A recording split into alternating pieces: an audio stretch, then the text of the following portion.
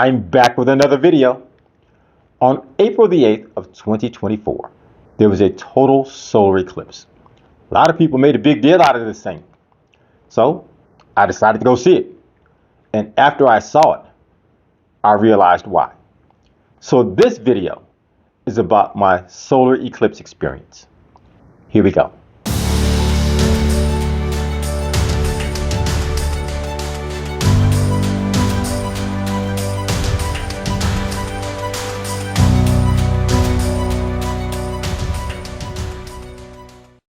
This trip begins a bit different from many of my other trips.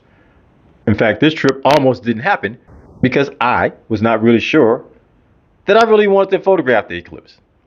But then I was in White Sands National Park near Alamogordo, New Mexico. Some of you may have seen that video. If not, please watch it. When I'm traveling, I'll look for other places of interest, some things that are a bit off the beaten path that I think are interesting. And so I ended up at the Sunspot Observatory near Alamogordo. They do solar research and observation. It sits atop of San Francisco Peak, which is over 9,000 feet in elevation. Just know when you go, it is much likely to be 20 to 30 degrees cooler than Alamogordo.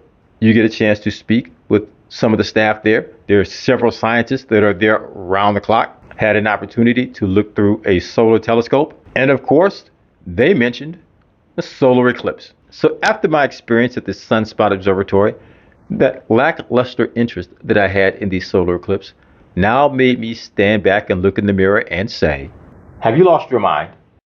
In June of 2023, I go to the Green Bank Observatory in Green Bank, West Virginia, where they host a 4-day event called StarQuest. I got to tell you a little bit about the Green Bank Observatory and Green Bank, West Virginia. Green Bank, West Virginia is within a national radio quiet zone. What that means is anything that emits a signal would interfere with the radio astronomy telescopes here. So that means there is no cell phone service. There is no Wi-Fi. You cannot own a microwave. Anything that emits a signal, anytime one of the radio telescopes picks up a signal, you're going to get a knock on your door. The Green Bank Observatory is home to several radio astronomy telescopes. In fact, it is home to the largest radio astronomy telescope in the world. It's massive. So what they do is they pick up radio waves from deep space and create imagery from those waves. So these people are literally waiting for ET to phone home. As I said, the event in Green Bank is called StarQuest. StarQuest is really just a big star party. A lot of nerds go camp out in this astronomy field. They go to presentations during the day and the evening. And at night, they look at the stars. And what that means is I fit right in here. I signed up for a number of presentations. There's one about the dark side of the moon and what we're planning to do in the next moon landing. And then there's the preparation for the 2024 solar eclipse. Yep, I am going to be all over that. I learned a lot in my time at Green Bank. I learned where, when, and how to capture the eclipse. So when I get home, I order the equipment that I need. I order my solar glasses. I order solar filters for my camera. If you point your eyes or your camera at the sun during an eclipse without solar filters, you're going to lose both. So now that I know the path of totality, I've got to figure out where I'm going to try to see this. Given that the path of totality stretches from Texas all the way to Maine, there are plenty of opportunities, but of course, weather is always a factor.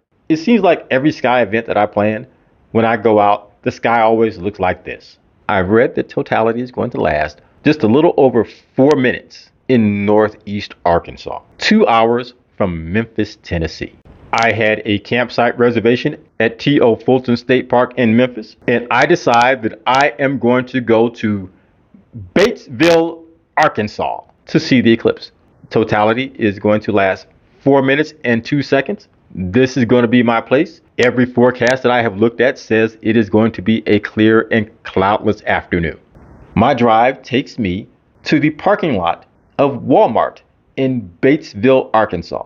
Walmart has a large parking lot where the sky is unobstructed. There are many people who had spent the night there in preparation for this event. I put my glasses on and the eclipse has started. Now, totality lasts about 4 minutes, but the eclipse is about a 3-hour event, and I'm trying to capture as much as I can. After the eclipse started, there were a few people who wanted to come over and have some casual conversation, and I'm a very nice guy, but I was like, hey man, I've just got one opportunity to kind of capture this thing. I'm gonna need you to back up right now. We can talk about this when this is over. For those who may not know what an eclipse is, an eclipse is when the moon passes directly between the sun and the earth. It is a rare event. It can happen anywhere on the planet. Fortunately for us, it is happening in North America. Let's talk about the sun. Our sun is 4.6 billion years old. It is 865,000 miles across in diameter.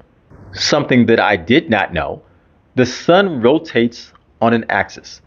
Every 27 days, the sun makes a complete rotation on its axis. All these years, I thought the sun was just a static object in the sky that did not move, and we all moved around it. The sun rotates. The sun is 400 times the size of Earth. Even with that, it is considered a dwarf star. The sun is hot. The temperature on the sun is 10,783 degrees Fahrenheit. Now let's talk about the moon.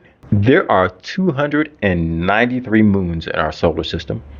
173 of them rotate around planets. The one moon that rotates around the Earth is the 5th largest moon in the solar system. The moon orbits the Earth every 27 days. It is 27% of the size of the Earth, and it is 239,000 miles away.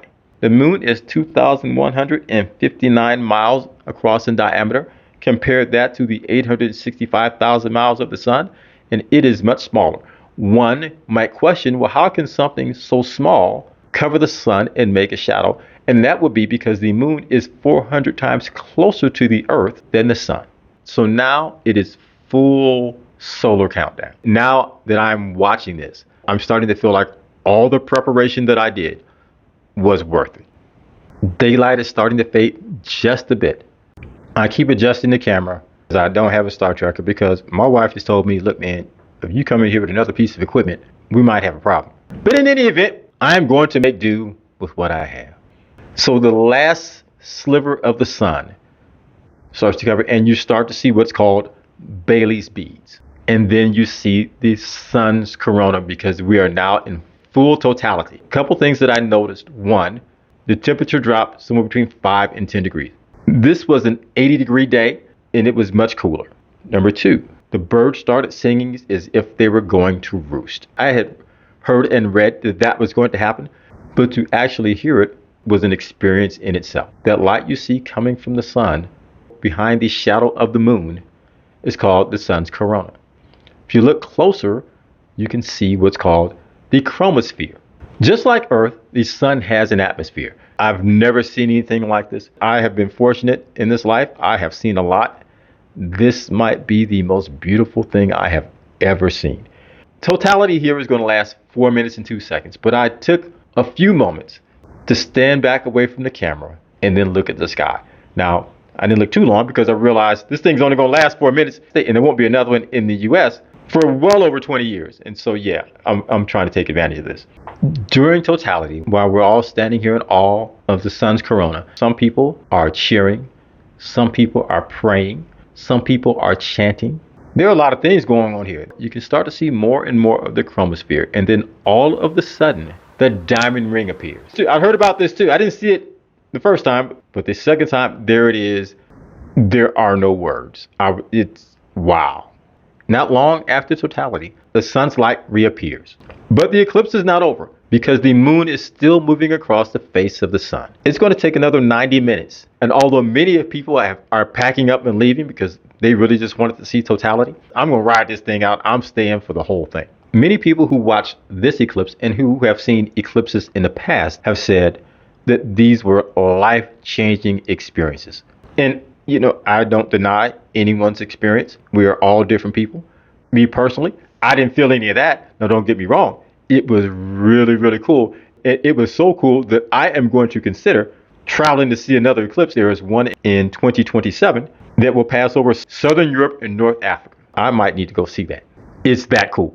So now it is time for me to pack up and drive back to Memphis. I start the drive, at least what I think is going to be the 2-hour drive back to Memphis. Let me say this. There were 30 million people that lived in the path of totality. There were another 150 million people that were in short driving distance of the path of totality.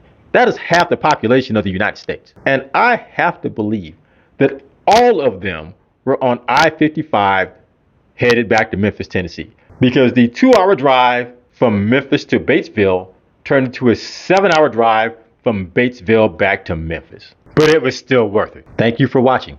Please take a moment to hit that like and subscribe button. This eclipse turned out to be quite an event. It was absolutely one of the most beautiful things that I have witnessed in my lifetime. So much so that, as I said, I will strongly consider traveling to see another one in 2027. But while I am thinking and planning to do just that, I will leave you with these.